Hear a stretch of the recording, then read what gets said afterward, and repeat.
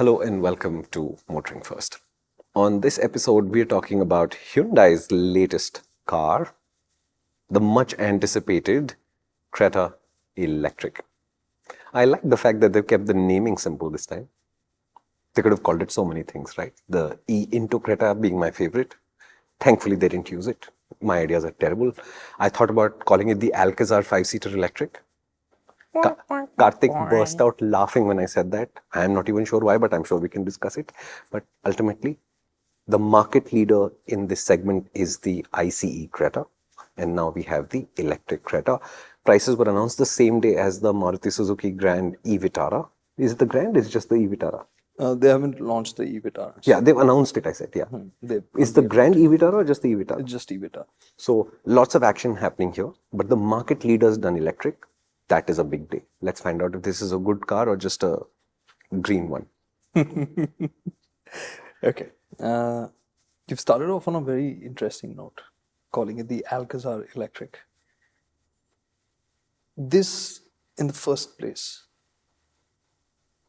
the biggest asset it has is the Creta brand name. There's no two ways about it. Yep. We were discussing the other day, if the Alcazar had been called a Creta Plus, it would have been a hit. Yeah. But just by virtue of being called an Alcazar and not a Creta, Yeah. its popularity is nowhere near what that car could have. Yeah.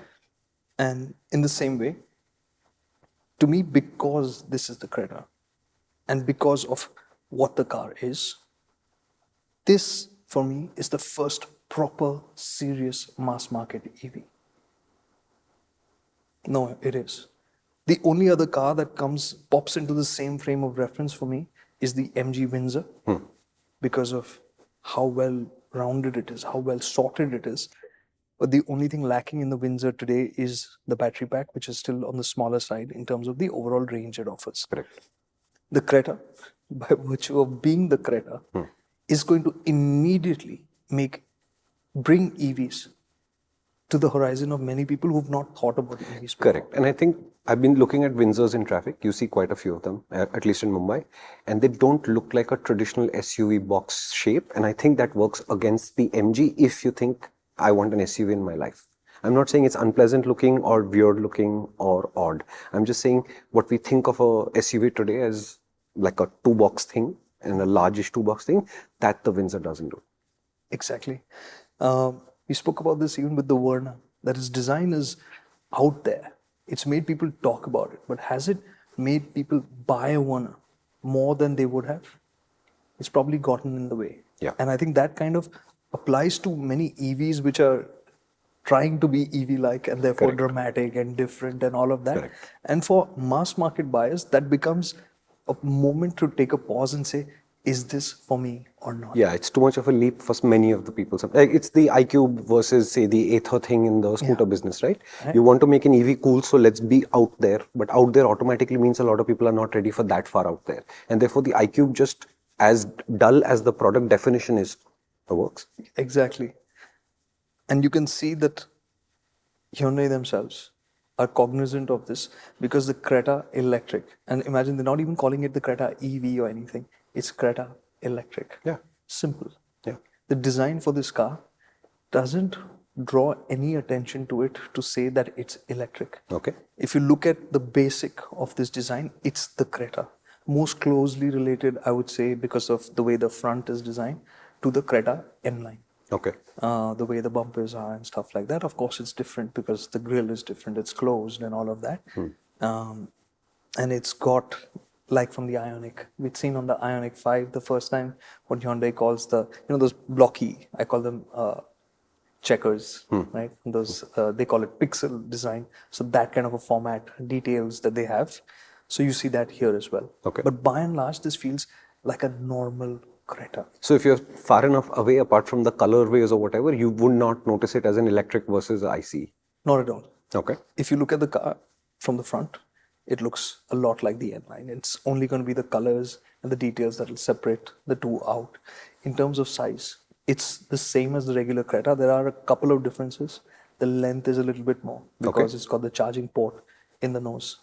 And the charging port nose, not really a great idea. I don't like the idea by default. But the nice thing here is they have a LED ring around it, Okay. and it has different colors.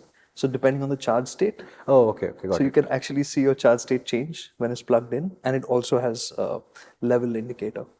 These lights are only active when you're actually charging, right? It's not flashing things that people No, assume. no, it's behind a closed door. So the door We are good. opens, Yeah, and yeah, then we are you good. plug We are in good. the Yeah, we are CCS2 good. We are good. charger, Yeah. and only then will it light up. Okay. So that's the difference up front.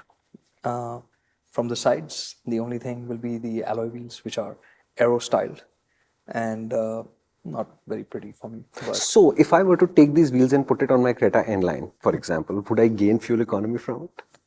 you'll feel like you have that's for sure. And they're using different tires for the additional load that the car has, Yep. and low rolling resistance to increase the range and all of that. The one thing that you will notice from the side, and that's clearly going to worry people, is that you can see the battery pack underneath sticking out a bit. Oh, Yeah. interesting.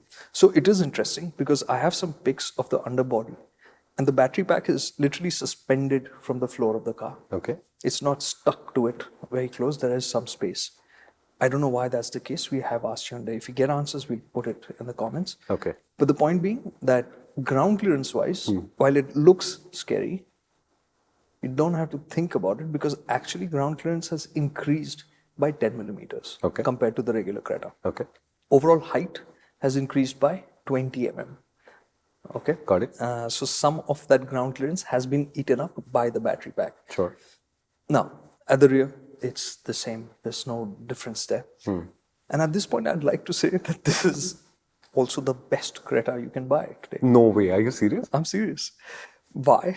Because the boot space, well, it hasn't changed. It's still the same, which is not a great boot in terms of its shape. But you have a frunk, so it's got 20 extra liters over there. 20? 20 or 22, something. It's a small number, but think about it. It's not gone down in terms of boot space compared to the regular. But if you have the charging port in the nose and the frunk has enough space for knickknacks, maybe some tools and the charge cord, I don't think you're doing too badly. Correct. Now that may be a joke, but genuinely, to me, this is the best Creta you can buy today. That's crazy, huh? That's a big statement to make. Because everything that we talk about the car now, you will see functionally, it is better on just about every count. As an experience, it's a richer car to be in. There are a couple of compromises or some things that made me wonder, but on the whole, there are things that you'll brush aside. So no deal breakers as such. No deal breakers. And the price also is out, which we'll discuss later. But the price also makes this a convincing and convenient option to the regular Creta as well. And to the stuff like the Nexon curve, etc. also? So the Nexon, so to the curve, the Nexon curve is a tough one. And which is why I'm saying that this is the first genuine mass market car. Because curve and Nexon for me are the same thing. You can say the battery packs are slightly different and all of that. Sure. But the versatility is limited because of the backseat experience in those two cars. Right. Right? And so we'll talk about what those implications are over here as well. Done. So from the outside, it looks much like the regular Creta, and that's not a bad thing. It's not a great thing. But the normalcy is, I think, the big win for this electric. It just looks normal. On the inside, they've obviously wanted to make this feel more special. Sure. And for that, the first thing when you get inside the car, and I genuinely loved it, was the steering. It's a new 3-spoke design. The design is fine. You know, in the center now, they're doing this thing where they don't have the Hyundai logo anymore. Okay. They have, in Morse code, it has H on the steering wheel. So they're doing all these minimalized things. But more importantly, show me the switches on the steering wheel. Like, you remember the feel, the solidness of it. Such small things, how they can stay with you. I enjoyed that, just that one aspect so much. It's like the clickiness and the tactility of it. Yeah, the weight of those toggles when you press them up, down and all of that, the buttons, so good. So good. Nice. So they've done that, so that's like an obvious bit. But there are many small things in the car. There are more features here. For instance, even the passenger seat is powered, 8-way powered. Okay. And these are those great seats that we like in the top spec variant. The 8-way power adjust. The driver also gets memory function for the seats. The passenger seat has the boss function where you have controls on the side. So that has been added. We didn't talk about this in the Alcazar. That's where it first debuted. They also have NFC cards. Okay. So you could technically give access to your car to somebody else just over the phone. So you just take your phone and stick it next to the door and Right. it'll unlock. Okay. And at one time you can give this to 3 people. So it's got like those techie bits also thrown in. One thing I missed out on the outside was the front grille looks completely closed. Even the bottom. But those are active flaps there. So when it needs to cool, it'll open them up so the air flows through the heat exchanger. That kinds. So it's taken stuff from the Alcazar to give it a more premium feel. Even the aircon control, that's different from the regular Creta. It's just touch-based, which is not a great thing. No. But the one in the Creta used to look a bit clunky. So this looks cleaner, but it's not. So marginal improvement, but functionally not great. Okay, fair enough. Right? But there are electric details that are there. So the center console is different because there's no gear lever now. Yeah. And there's lots of storage there. There's a nice cooled compartment. It's just become more convenient that way. Cup holder, all easily accessible and stuff. And there's this chunky little drive selector on the right hand side of the steering. It's really chunky. Okay, like it's like that fat. Okay, and you have to twist it up to go to drive and twist it down to go to reverse. And I was like, man, I know I'm going to reach for the headlamp stock insert when I'm doing this in a hurry. Yeah. And it happened, but you'll get used to it. Yeah. So if a Hyundai electric Creta flashes its headlights at you, it may not just be impatience. That happened. I was actually wanting to do a quick reversing move, and I was doing that, and I went and I realized I turned off the headlamps. Anyways, so those are some of the things that you can see quite clearly instantly. There's also changes which are more subtle. The seats, they have this light blue shade, like a pale baby blue. You know, that kind of color they've used for the body. And you have that in a slightly metallic imprint on the seats. Subtle thing. Looks nice. And they have new themes for the instrument cluster. These cubes for the speedo, both sides, you know, and for the charge display. They look nice. One of the weird but wacky but funny bits is when you change modes and you go to sport mode, that cube, whenever you change the mode, the cube rotates like that. And gives you another facet, as it were. No, nothing. It just twists and that's it. The mode has changed and it'll just, that's the thing. Even in this, it's low-key. There's nothing in your face, you know, that, oh, this is happening. But when you change to sport, that cube, when it twists, it lights up on fire and then settles back to blue. So that was the one thing that felt out of character there, out of place there, but it was funny. Okay, Maybe, given the fact that EVs are new and there's so many concerns about various aspects of EVs, things catching on fire when you change modes, even as graphics, is not such a great thing to do. I don't know. I'm just guessing here. Okay, so those are the differences in terms of the technology and the things that you get on the inside. And in terms of equipment, like I said, it's got a few extras over the regular Creta, aside from the EV beds. The difference on the inside and in the front seat, in the driver's seat, I realized to find a sweet driving position, this time I used both the rake and the reach to settle down into a zone that I like, which is usually not the case. Okay. You're still sitting high, good view out, all of that, everything, the Creta-like factor is there, but that happened. And that'll be more important in the back seat because actually the floor is higher. By how much, Hyundai has not confirmed, but it is for sure higher. Okay. Okay. Now we know that this factor has compromised utility of the back seat in the Curve, in the Nexon, in especially with the bigger battery packs. And the Creta we were driving now is the one with the larger battery pack, even with the BE. Now, in this case, when I first sat in there, I was like, yes, the floor is high, but how much is it? Is it very much? You don't instantly feel it. I mean, you do feel it, but it doesn't feel overwhelmingly like, oh man, this has become rubbish. So what they've also done is, along with the floor getting higher, they've tried to compensate for it with The seat. seat base angle. It's gone up by 1.4 degrees, and the cushioning has been improved by 5 millimeters. So they have tried to compensate for that. For taller people, the difference will feel more stark. Okay.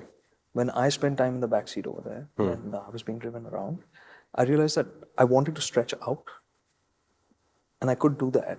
But even the space under the front seat was a little bit lesser Of course. than in a regular Creta. Yeah. So for taller people, it will feel more obvious. In every other regard, the back seat feels just like a regular Creta. So headroom, great. So even if you're a 6-footer, the headroom will not be a problem. So they've not fiddled around with where the seat sits, but they've tried to optimize it. So it's not unusable. So this is usable, but will it be as comfortable over longer distances as a regular Creta because of that higher seat flow? Not as much. But across the other electrics that sort of sit in the same zone, this is a better seat. Exactly. Okay. So from everything else, this will be a better package. Got it. And I asked for another Creta. They had an N line. So I went out in the N line and you could see it. I've got pictures of both sitting in the electric and in the N line. And you can see the difference in how much support I'm getting for my legs. And yeah, so it's lesser than a regular Creta, but not unusable and better than the other EVs that we've experienced. Understood. Okay, so that's the back seat. We've already spoken about the boot and the frunk.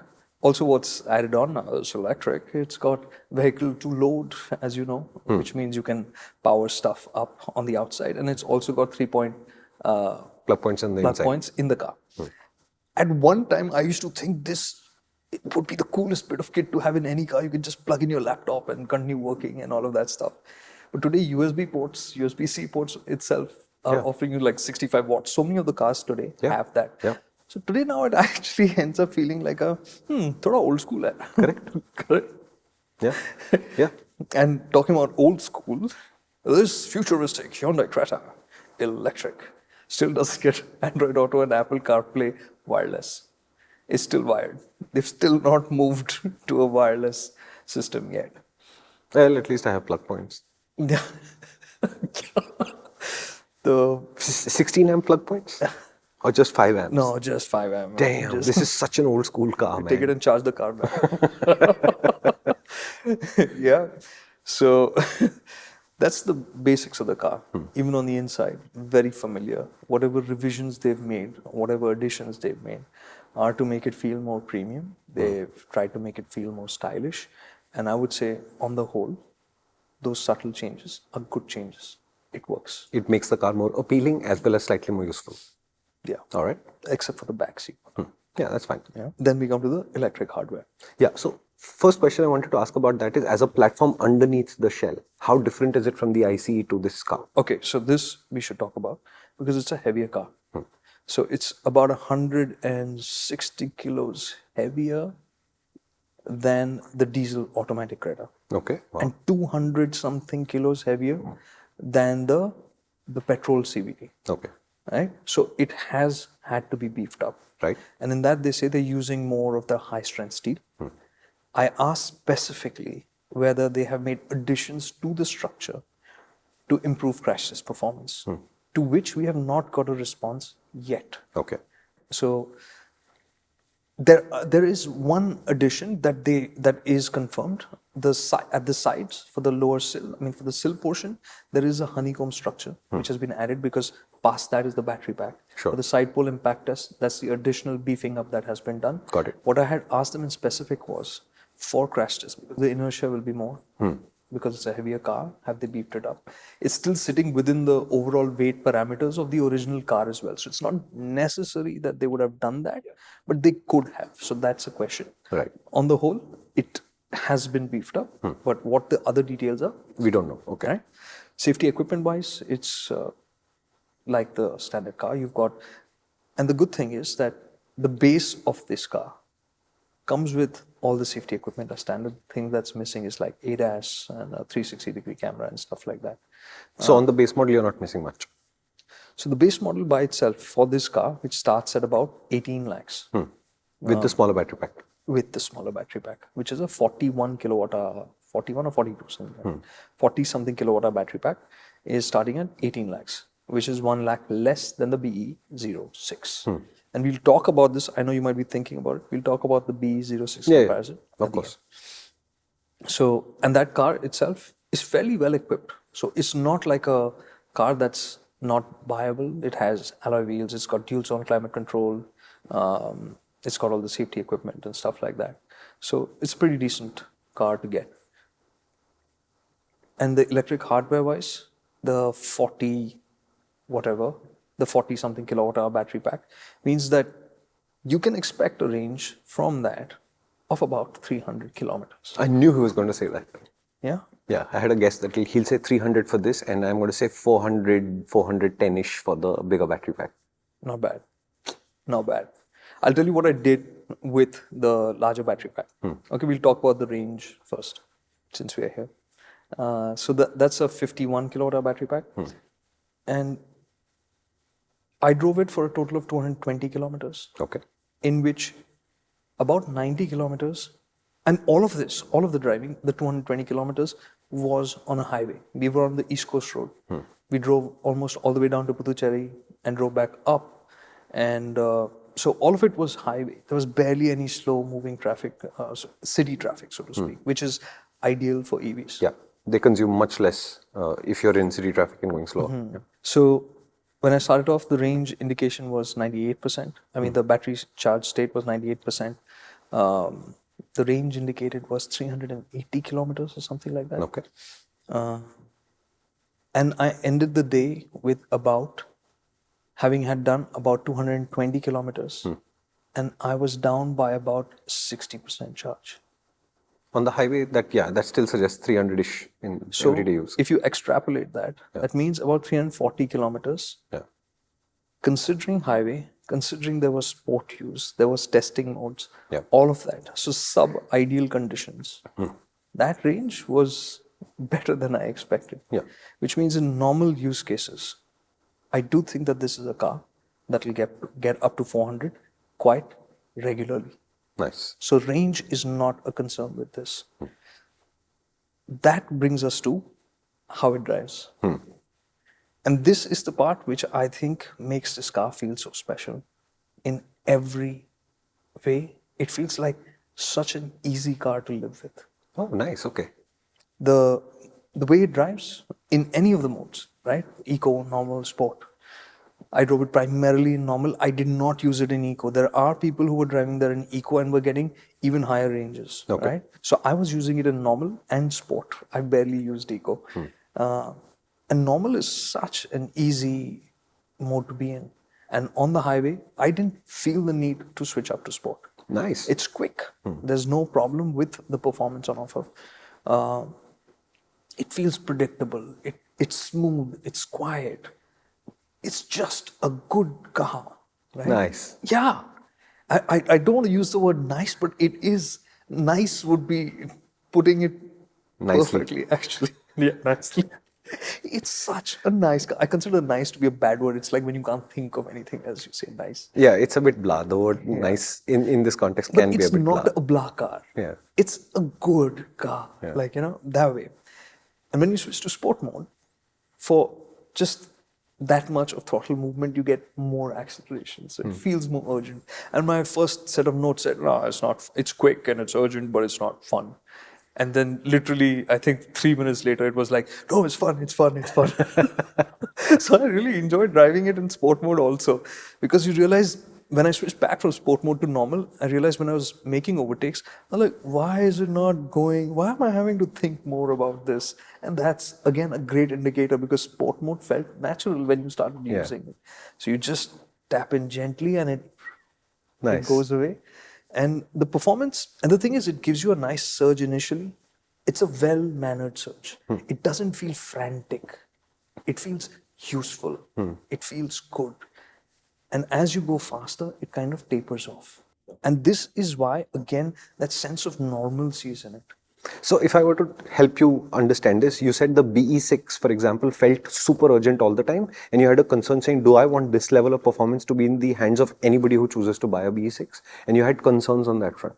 Whereas you're saying because the Creta tapers its performance as you start to go faster, it just feels like a car that will be naturally easier for people with less skill to drive and not get themselves into all kinds of trouble with it. Am I correct? Yes. Nice. So the BE6 is also a well-engineered car in terms of how it how it delivers its performance. It's not that it feels out of control like the first XUV 400s used to. Yeah. So it's not ill-mannered. Right. But it's just that force of acceleration just doesn't let up. Right. So you just keep going faster and faster and faster, and that is a big So worry. yeah, so the BE6 might appear to be the more thrilling car. Yes. It is. The Creta, relatively speaking, will not feel that kind of thrilling. But A, you may not be looking for the thrill is the point he's making. And B, if you're not looking for the thrill, the Creta, even in sport mode, will feel both useful and natural rather than frantic and urgent. This is a good one. The BE6's 0 to 100 time was 6 point something seconds. Yeah, 6.6, I think, if I remember correctly, you said. Yeah, 6.7. And the 9 was 6.8. Correct. So the Creta N line's 0 to 100 is 8.9. Oh, wow. Okay. Okay. This car is 7.9. Nice. Okay. So it's not a slow car. Correct. It's also a quick car. But the way they managed to calibrate it, the way they managed to design how it drives, it doesn't feel intimidating. Yes, and I think I understand it, right? The BE6 does promise to be a mini Urus, as it were. Yeah. Whereas the Creta Electric is just an electric Creta. So you don't need a huge change in performance.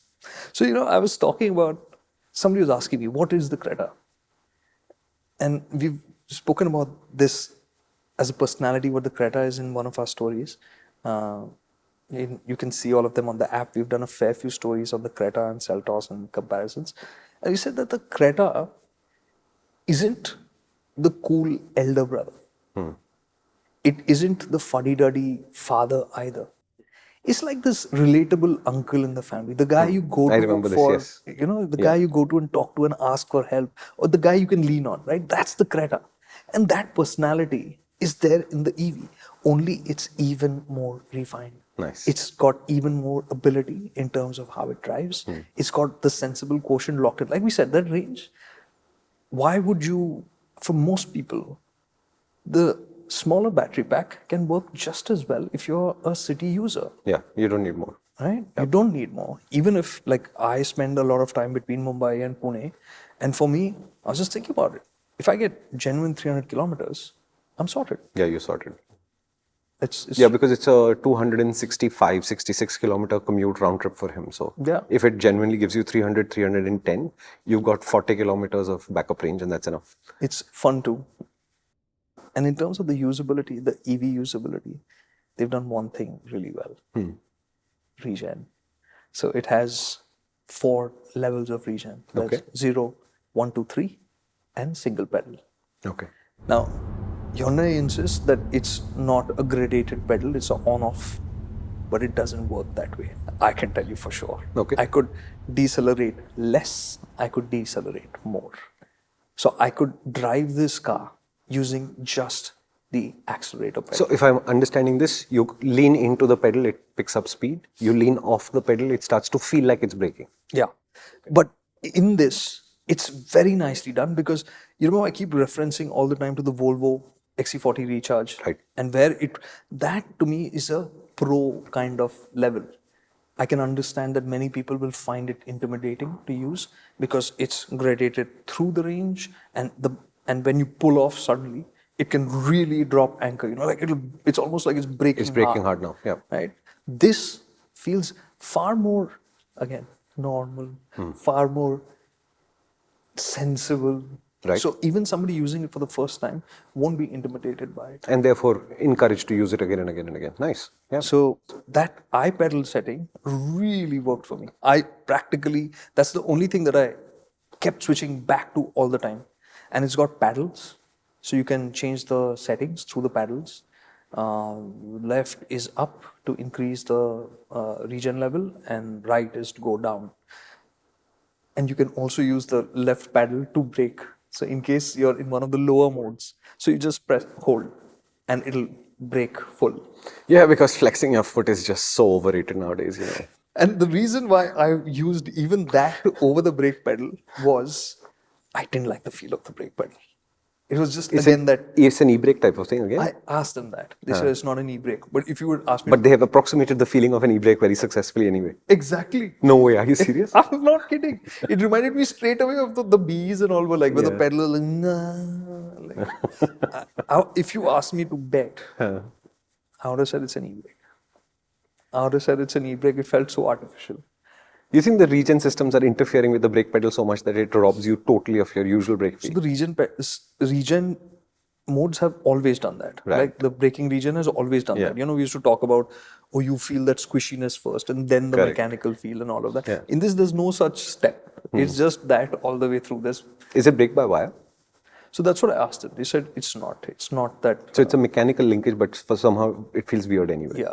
Okay, fair enough. Yeah. And even in the e-brakes, what they have is a mechanical link to a system Which reads the pressure demand. and simulates brake feel. So it's artificially created brake feel. And then basis how much pressure you've applied, then it electronically brakes. I love cars, you know. Science project. So yeah. So that's the one thing that I did not like in the driving aspect of it. Okay. But so easy to brush aside. Yeah. Because if I'm driving a Creta, trust me, I'm going to be using the single pedal drive mode just by default. In the city, on the highway, it just worked. Okay, and for some reason, let's say that for whatever reason, I don't want to use my feet on the brakes at all. I can bring the car to a stop just holding one of the fully. Yeah. So in theory, you have a fully functioning car as long as you have a foot available for the accelerator and the other foot is just resting. It's fine. Yeah. You'll be able to fully use this car. The only thing is that, so I tried, right? Just trying to use this to come to a stop. The only thing is you will reach for the brake pedal when you want to do a Hard emergency stop. Sure. right? Because in that scenario, when you use the paddle, there's a little bit of a lag, Okay. which is why I still prefer the iPaddle. Got it. Because in that, it's as soon as you start lifting off, you get what you want. Whereas when you use the paddle, there's a slight delay and then it kicks in. Got it. Yeah, that's about it. And it brings the car to a halt. And this is your left hand. Yeah. So your right hand is still free to flash whoever's ahead of you because it's a Creta and you must, right? Yes, it is. Okay.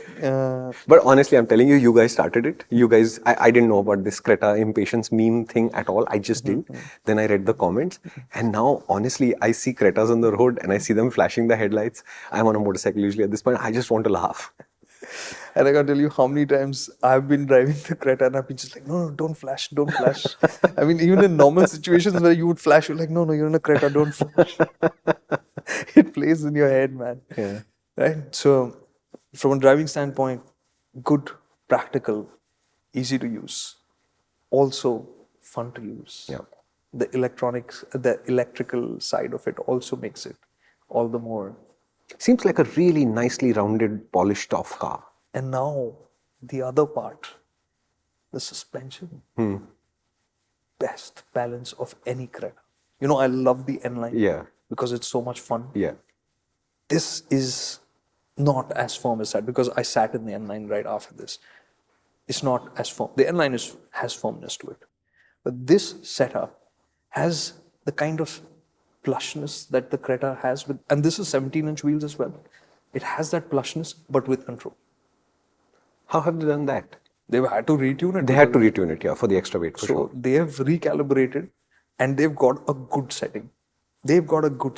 So I've got a video. I took a video as well because I was pleasantly surprised with how well it was managing stuff. So I was going through this narrow road, the same place, that salt pans wala jagah.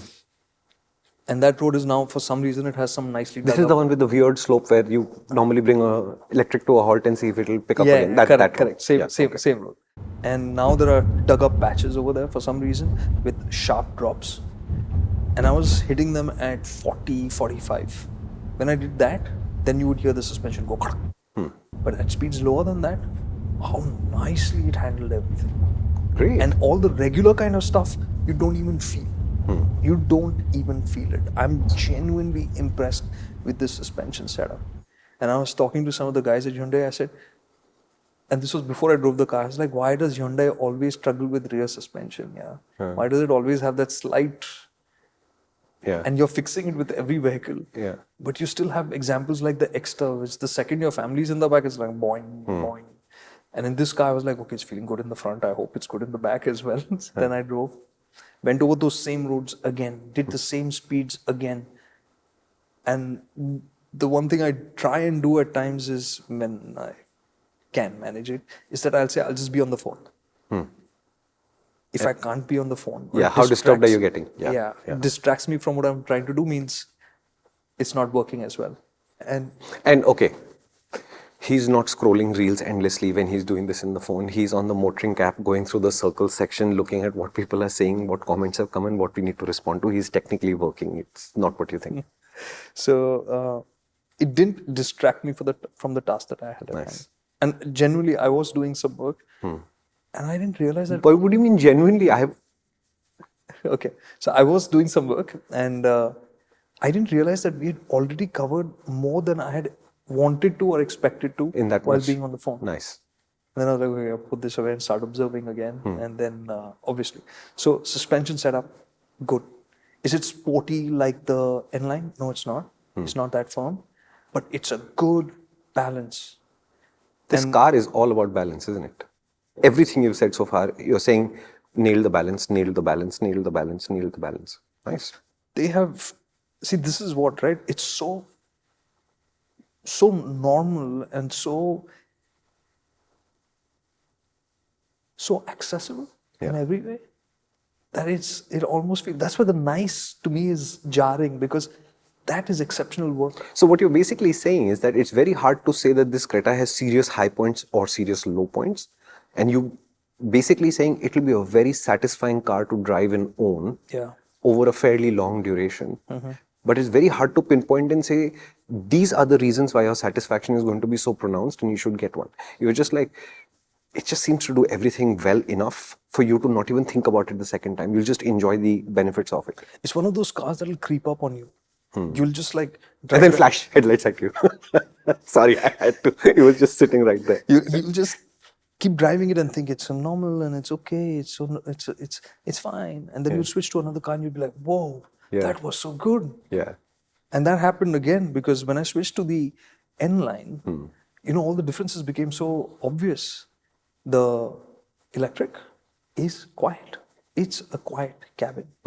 But I had some questions which we will sort out later, because we needed here in Mumbai on home turf to figure those things out. Sure. But for a second, I thought I can hear a lot of wind noise here, more than I remember hearing in the other Cretas at similar speeds. Now, the only reason that could have happened, and I'm just discussing this with you, I don't have a final verdict on this, is that we were on the East Coast Road. It was windy. Some of that wind noise was because of that. Fair enough, it's possible. It could be because of that. On the whole, of course, Hyundai say they have increased the sound insulation. What you do not hear are the tires. You do not hear the road. We were driving on tarmac, so it would be kinder on this front. So this also we will assess when we get the car here, where we are driving on concrete. Yeah, what he means by that is a lot of our test route is now concrete. And I think it's relevant because a lot of the new roads that are getting built around the country are concrete, so it's relevant.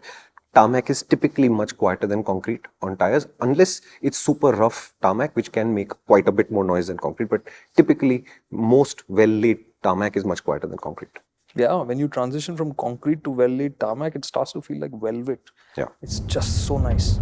So anyways, so we were on tarmac, and we were on some broken bits of tarmac, but by and large, it remained good, quiet, soothing. So even that aspect of the car. Okay, I'm exhausted with this car now. What's wrong with it? I already told you, man, those are the things. The brake. So there are three things. The brake, I'm not sure about the sound, and the back seat. Whatever. Does it not have a 32-inch screen or something? Oh, yeah. So it has the same set of screens, the 10.2-inch screens that the regular car 3 of them, 2 of them, 8 of them, 9 of them. Two. But doesn't something have 3 now? The BE6 has 3 screens. The XEV9E has 3. So I can't watch YouTube as a passenger and distract you while you're driving? Which is why I like this car. It's stuck to being normal. It's not going to give people time to sit and think about whether I want this or not. I want an electric. It feels familiar. Nice. It feels safe. It'll do what I want it to. Let's get on. 280 bhp at least. Oh, we didn't even talk about the power. Right. So this has 174 PS for the larger battery pack That's not enough. and 132 for the smaller battery pack. Okay. And again, its electric performance just works differently, but any which way, that's still more than what the N-Line has or the turbo petrol Creta has. So it's more powerful. So if you compare it to the market leader, this is anyway a more powerful car. Yeah. And on that note, I'm noticing some strange conversations going out that the alloy wheel design is copied from this one, the next one. Okay. The aerodynamic. And there are repeated comments, and that's why I brought it up, saying that the battery is so low, it's going to get punctured, and this. Whoever is deciding on the basis of these comments, please be careful. You know enough by now about how it's called online reputation management. These are tools. Comments are used as tools to shape people's thoughts and opinions. These are done through bots. So in case you didn't know, be careful. Or rather just be aware of it. You can do as you wish. As for the battery pack, yes, of course, when I saw it, I was also wondering why is it's sticking out a fair bit. Not the first car on which we've seen something like this. But you do notice it. So we must test it. And along the way, there was this lovely speed breaker. So the first time going over it, of course, you're like, careful, careful. Went over it, nothing happened. So the next time it was boing. Went over it and kind of slowed down.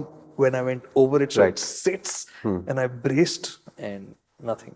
So you didn't even get to scrape it properly. The test was a failure. Failed. I mean, the Creta passed, but the test was a failure. So off the bat, am I worried about how that battery pack looks exposed and a little low down? No. You're going to have to take some work to get that to grind down in the first place. Yeah. Okay. There's enough. There's plenty. And again, tying it back to the suspension. Suspension is also well tuned. So even when you're sitting, you've got your family in there with luggage, I don't expect the ground clearance performance to just disappear, right? Or it become suddenly like it's sat down. Yeah. Right? It feels well sorted. We will again, of course, check it when we get the car here. But good car. Yeah, great. Well, what else do we need to talk about? Charging? Crash test ratings, charging, home charger. Yeah. So crash test ratings are not available yet. But the Creta is a 5-star car? No. Oh, the Verna became a 5-star car. Verna became a 5-star car. I'm a little tube light. I don't remember these things. So, Nicely done. So no crash test ratings as of now. Okay. But hey, that reminds me. We didn't talk about the ADAS. I used the ADAS. I used it quite a bit because they've got the Regen is linked to the ADAS. So instead of braking, oh, got it. so when you're using adaptive cruise control, it you can't select what level of regen you have. The system takes over. Okay. So it reads the traffic, how far you are from something, how fast you're going, and it uses regen braking Got it. to slow you down. Got So it. that also helps with extending your range. And it was so natural feeling that I used it a lot more than I expected. I swear. I don't think I've kept ADAS on a car like this ever. So did they have a new calibration? Because the last time we drove a Hyundai Verna with the ADAS on, you were like, okay, I want to turn this off. And you were with me in the car, you remember Yes. the Verna. So this time, the system seemed to work more smoothly. The interventions were more smooth. But is it a system that you can again keep relying on? No. Not yet. Okay. Right? For instance, on the ECR, we have speed breakers on highway. Here we have barriers on highways. Oh, yeah. You know the Awesome. What is it called? The chicane, the great chicanes. So when you are slowing down for that, the system recognizes that the vehicle in front of you is slowing down. It doesn't panic. Even when vehicles are coming from the front and all of that, it was really calm. So in stop-go kind of conditions, it's working smoothly. So it was fine. But it can't recognize the barriers. Yeah. It can't do that. And this was a question that somebody brought up as well. And I've experienced this in other cars as well. You can have those plastic barriers. You can have the steel barricades, which are used often for roadworks and stuff like that. Many systems will not recognize them. Correct. Like I think a lot of our trucks don't get recognized because they have that grating down there, which sticks down, which was mandated by the government at one point for safety The underrun of protection. motorcyclists. Yeah.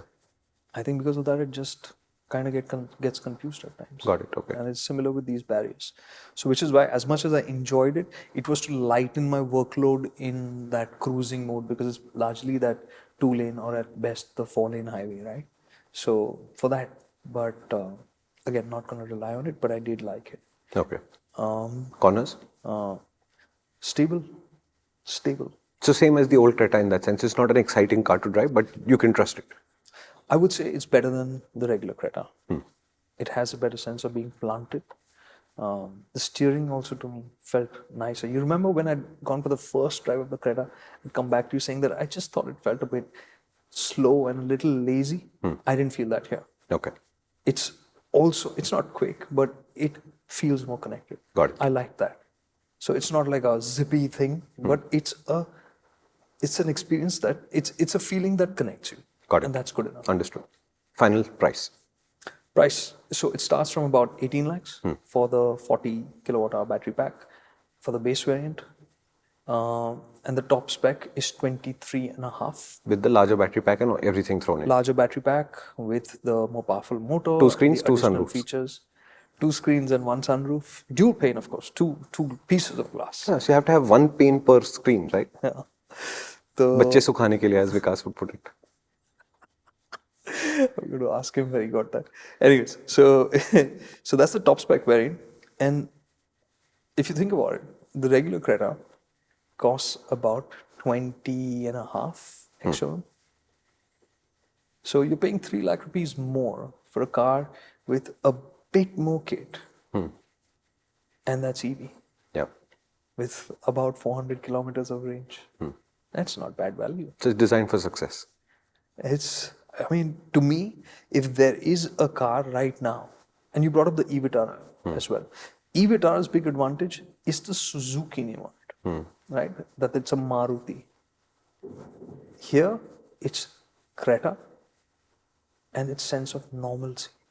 The e-Vitara still to me feels like a slightly more like a younger person's car in terms of the way it's looking. So basically you're saying that while you can see that the e-Vitara will attract a certain kind of person, you are thinking that the Creta will, you can't think of a person that the Creta will not satisfy. So the Creta for me becomes the pivot car in this space now. Got it. You will choose everything else by referencing to this and say, no, I prefer that on that car, therefore I will consider it, but my base is the Creta around which I will look at it. And for a car at the first impression stage to get there is actually a huge compliment to the engineering that has gone into it. Yeah, and this is not the born electric, of course. Yeah. This is, so that will come. And in that regard, some of the electric bits, like this has an NMC battery pack. It's not a LFP. Future ones will be LFP. It has NMC because Hyundai has used NMC for even the Ioniq. The BMS systems, the hardware, those are also global spec. Which brings us to charging. It can take 50 kilowatts of charging right now. And with a DC fast charger, 50 kilowatt DC fast charger, it can, 10 to 100 in 58 minutes. Okay. They will introduce 100 kilowatt hour fast charging ability in a couple of months. They're doing some testing. The hardware is already on board. Okay. It will be a software unlock. Right. When that happens, then you'll be able to do it in 39 minutes. Got it. So charging ability also is good. You've got the option of 11 kilowatt home charger, which is a 73,000 rupee extra. Okay. Your standard charger, which is the portable charger, is about, I think it's 3.2 kilowatts, 3.2. So overnight. Yeah, so overnight, so 8-9 hours, like that type of thing, which is fine. Yeah. I think for regular home use, that's absolutely okay. Yeah. Again, good. I think nothing to complain about. It's got the bases sorted, utility-wise, or even on the charging front. And on the charging front, Hyundai went to great lengths to explain how the charging infrastructure is something that they're focusing on. And they're really paying a lot. They're paying a lot. And they're paying a lot of attention because they're spending a lot of money on setting up fast charging infrastructure. Okay. So they have some 60 points or 30 points right now. So what they're doing is they're setting up fast chargers on highways. So they've taken cities like Mumbai, Delhi, Chennai, Hyderabad, where they're, and the highways between them, they have set up fast charging networks, fast charging stations. So each station has a 160 kilowatt hour charger, a 100 kilowatt hour charger, and stuff like that, a 60 kilowatt hour charger. So this is their plan to ramp up the charging stations. Basically, they are going to ramp up infrastructure like this on the highway. So using EVs even over longer distances becomes simpler. the one difference between the smaller battery pack and the larger battery pack is, aside from the size, of course, is that there's also a heater for the larger battery pack. And Hyundai say they've tested this to work at minus 35. Okay. So they can maintain stable performance and range even in those conditions. So for the people living in the colder parts of the country, maybe you want to prefer the larger battery pack. Okay. Yeah, that would be useful. Yeah. Front wheel drive. Just remember. Are you done? Okay. I just checked up regarding the charging infrastructure. They've already got 300 charging points today. But in the future, they're looking to have 600 charging stations. And you can multiply that by 3 or 4 as to the number of charging guns they'll have over there. And also, every Hyundai dealership will also have 60 kilowatt chargers. 2 of them. So they are looking to expand in-city network, highway network, to make EV usage easier. The one thing that I missed, and I want to talk about, are the colors available. Aside from that soft baby blue, which is available in gloss and matte. Is matte baby blue a thing now? Dude, I was tripping out on the colors. I'm not kidding. Not everybody liked them. You remember the super dark green that came with the Creta facelift? Yeah. That's also available in matte. And I don't know, I just loved these matte finishes. Because you just look at them and they're like, what is it? You know, it's not too matte. It's just like, what's that? Well, if a manufacturer in 2025 can get your attention with paint schemes, more power to them.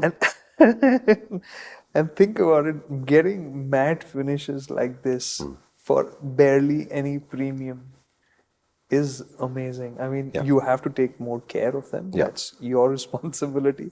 But that is being mass manufactured and available at literally throwaway prices for this finish is honestly incredible.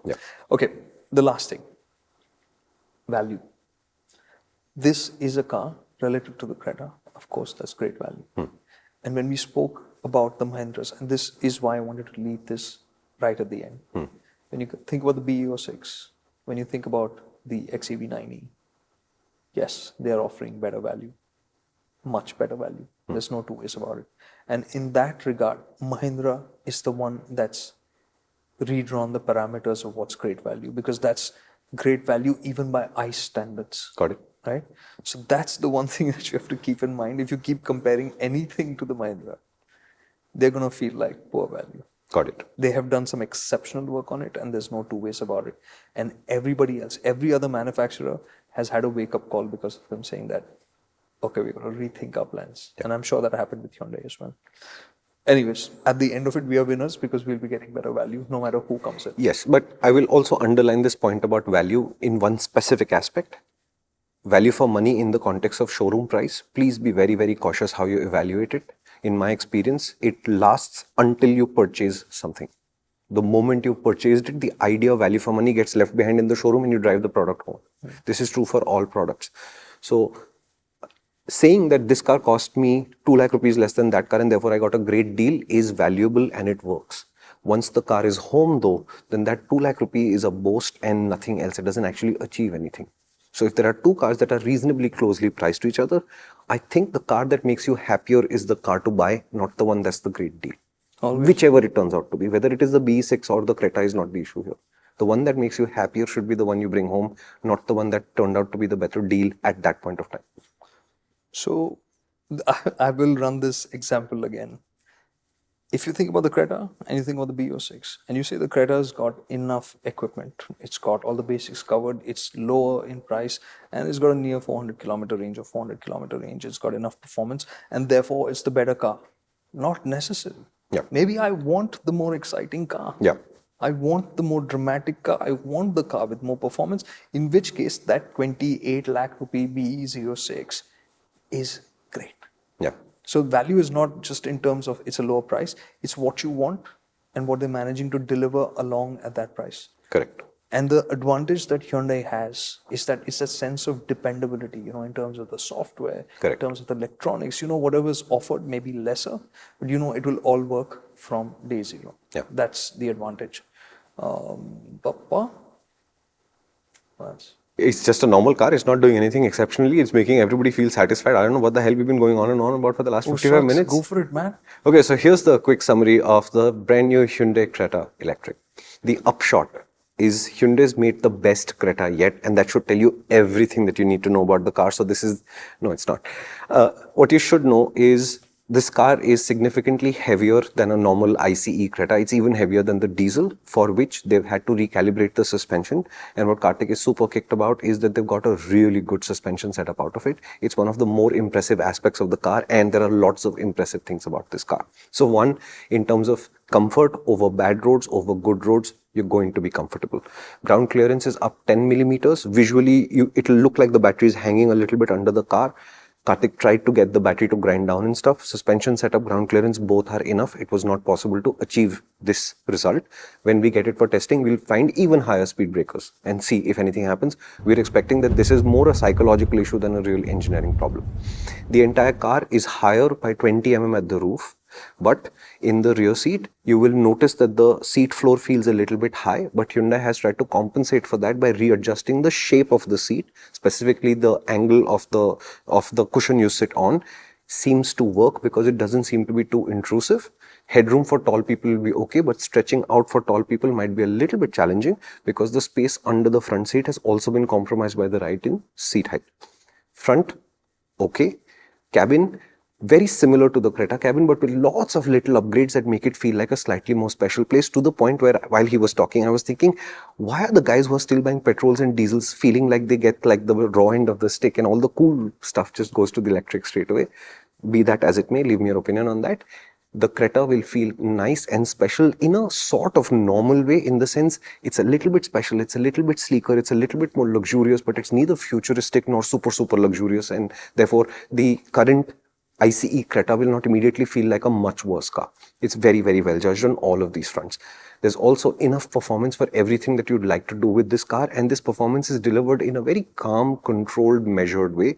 So you can go fast, you can go effortless, you can be in city traffic. It'll never feel like this car can get out of hand or become super excitable like, for example, the Mahindra BE6 can. Again, as a car which is going to appeal to a large number of people, including family users and otherwise, Kartik thought the balance was actually excellent, and he really enjoyed driving the car without thinking of it as either super exciting or super boring, both. He's also really impressed with how the regen settings have been created. Hyundai is still using the pedals as they used to. You use one pedal to go up and increase the amount of regen, you use the other pedal to reduce it.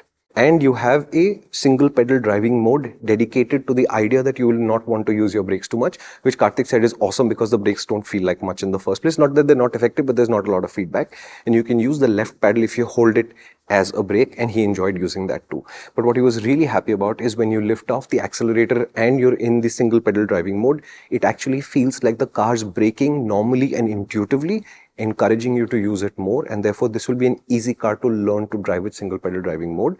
When he was using adaptive cruise control, not that the ADAS system is super great, but when he was using adaptive cruise, it was also using regen to control the speed of the car as traffic ahead slowed down and sped up, which again does good things for your range, but it also feels natural and intuitive, which is what he enjoyed. However, he warns you, like in many cars, we still wouldn't trust ADAS fully, because even now it has the same blind spot as many other systems. Plastic barriers, cones, etc., construction zones, it cannot recognize some of these obstacles. You're going to have to pay attention and take over, and therefore in many cases he still prefers to turn the ADAS off until we see better systems.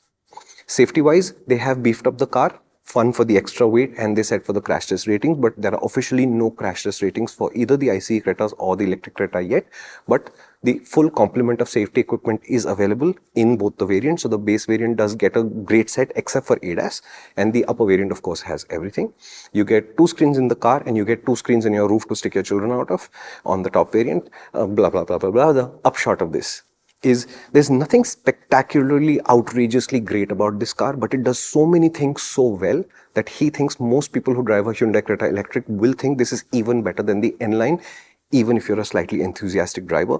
And because the prices are nice, a lot of people are going to be very happy to have Hyundai Creta Electrics in their garages. Hyundai is preparing for that by creating a fairly large network of charging points. Dealerships will have 2 each. Hyundai charging points will appear on major highways, etc., etc. So this is a concerted strategy to build out this. If you remember, there was a car called the Insta, which is the small electric, which is supposed to come. But the Hyundai Creta Electric is the important one because it takes the market leader's brand name and gives you a very normal electric car with 300 and 400 kilometers of real world range. That's the real trade. What we've not talked about in any detail, and we're going to go into it now. I know this is a long episode, but you're going to want to wait for this, is rivals and how it stacks up against its closest electric rivals. He's given us a lot of reference points versus the market dominating Hyundai Creta ICE. Now I want to know how the Creta Electric does versus all of its rivals. Against all of its rivals. You have basically what rivals? You have the Nexon EV, you have the Curve EV, you have the BE6. Does the XEV also come into this consideration set? At the upper end of the price At range. the upper end, and the Windsor, I think. Windsor. Anything else? No. So how does this settle into that pattern? Quite simply, I'm going to break it up this way. If you're considering the Creta EV, the only other car that I would be looking out for is the Windsor. Okay. As much as the Curve might look more tempting than a Nexon, it's effectively the practicality that it offers on the inside is like the Nexon. Okay. There's a difference in battery packs, etc. But the car overall, I think, while it's good, getting world-class levels of experience is something that you're getting with the Windsor and you're getting with the Creta. Okay.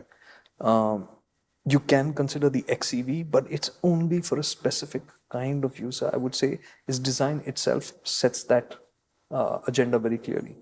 Since he's brought up the XEV, if you can't find the XEV MotorInc First on the YouTube channel for any reason, just check the app. MotorInc First, come to the app first. We may have released the XEV by the time that you see this, but it may not have come to YouTube. I'm not sure. Okay, and I meant the BE06. Sorry. Oh, sorry. But it's fine. My mistake. It'll apply for the XEV. So the BE06 is a very dramatic design. So it will appeal to a certain kind of buyer. I don't see that overlap between the Creta and the BE06 being natural. So you're basically saying the BE6 is such a dramatic design that a lot of people who prefer that will automatically cancel the Creta Electric from their plans because it just looks normal. And vice versa. Got it. Understood. Yeah. And vice versa. At the upper end of the price range, you will come into the XEV9E. And I get it. That's a tempting option at that price range. It is a more family-friendly car as well compared to the other EVs in this range. So that is worth considering. But I think the difference and the reason why I call this the first proper mass market EV is that it's not just normal in the way it looks, in the way it drives and all of that, but it has that factor of dependability, which Hyundai has established over years and over the range of products that they brought to the market. So that kind of peace of mind that you get is the reason why people will veer towards this. If you're more adventurous, if you're looking for more value and you're looking for more performance, 100%, then you could be looking at the 9E. Got it. But that is why I started off with this. The biggest asset of this car is the Hyundai name and the Creta name, which just suggests familiarity and confidence of saying, I know what it's going to do. Got it. Okay, understood. And last question. Will there be a 7-seater version of this called the Hyundai Creta Electric 7 / Hyundai Alcazar Electric? No. No? No. Why not? Well, if you want something like that, it's Kia who's preparing the Carens EV. So, Carens Electric. yeah. Okay. And those Seltos Electric then? As of now, it's the Carens. They'll also have a smaller, the Cyrus Electric. Yeah, so that will. I just keep calling it Cyrus because I see SY and I say Sai. So yeah, so those are the ones that are coming. The Hyundai will also have more EVs. There will be Born Electrics coming, but 7-seater as of now, not on the cards. And is there a Creta Electric N-Line? That's the one. Now this, I didn't even bother asking Hyundai. They should do it. Really? They should do it. 100%. Because they've done a great ICE N-Line. Yeah. This is the last thing I want to talk about. They've done a great ICE N-Line. Yeah. They have set global benchmarks with the IONIQ 5 N-Line. Like, the world's gone mad over that. I think they should do it with the Creta N-Line. With automatic flashing headlamps. Creta N-Line Electric. Man, it can do it. And one thing I want to say in the summary, it doesn't feel special, but the more I think about the car, the more I think of it as a luxury experience. It's because of the quietness, it's because of the refinement of the cabin, it's because of the effortlessness of the performance, the roundedness of the suspension. It feels like a good, relaxing experience when you want it to. And at the same time, like I said, it can be fun as well. So this conversation's gone way too long about what should be a car that can be wrapped up as good. We love good cars here at MotorInc, so Genuinely, man. I mean, I know this is. I've told him so many times. I struggle with cars because cars there's like so many things and so many things. This is good. That is bad. That's not great. That is poor. Or that is awesome. This it's just too many things. It gets cluttered. And this is a car that's just good, and that's good. I'm happy. And on that happiness of Karthik note, we're going to sign off. If there are any questions that we should have answered but haven't, please do leave us a comment. I know it feels like we're promoting the app, but it genuinely is easier for us to track comments on the app. So if you genuinely have a question you'd like answered, we'd prefer you put it on the app. Not a problem if you do it on YouTube, we'll try and get to it. The app comment stream was designed for us to be able to track things, which is why if you have a lot of questions, they all get posted to the app. You're far more likely to get a response. That's it. No other reason. If there's anything else, please do leave us a comment. And what cars are we driving next after this? After this, we have the Kylac and we have the Cyros. Cyros. What after that, I don't know. The e-Vitara will be, it's been unveiled now, but from what I understand, it's going to come towards the second half of the year. It's not right away, towards the middle of the year. Oh, so it was an auto expo thing. Yeah, so it's Okay, just fair been enough. unveiled now. And that would then also apply for the Toyota version of it. So that's a little while away. Okay. The high rider with an E added somewhere. I've forgotten what the name is, honestly. I'm blessed with crap memory. Okay, I think we're done here. Thank you so much for watching. Again, if you have any questions, please do leave us a comment. This is MotorInc First.